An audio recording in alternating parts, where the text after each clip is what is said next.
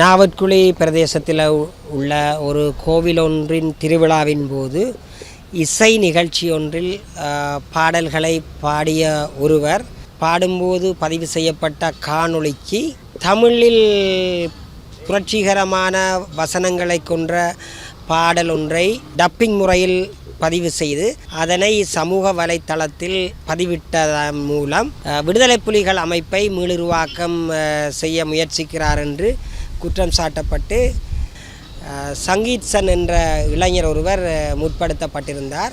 வீடியோவில் பதிவாகியுள்ள அந்த தமிழ் புரட்சிகர கவிதையானது விடுதலை புலிகளை போற்றுவதாகவோ அல்லது விடுதலை புலிகள் என்ற அந்த வசனங்கூட இல்லாத அல்லது விடுதலை புலிகளுடைய சின்னங்கள் அல்லது இலச்சினைகள், விடுதலை புலிகளுடைய தலைவர் பிரபாகரனுடைய பெயர் அல்லது தடை செய்யப்பட்ட எந்த இயக்கத்தினுடைய பெயரையோ கொண்டிராத வசனங்களை உரிய ஒரு புரட்சிகர கவிதையாக இருந்ததென்றும், குறிப்பாக போலீசார் அந்த புரட்சிகரமான பாடலில் தமிழீழம் என்ற ஒரு சொல்லு இடம்பெற்றிருப்பதாக குறிப்பிட்டிருந்தார்கள். அது தொடர்பிலும் அவர்களுக்கு விளக்கம் அளிக்கப்பட்டது.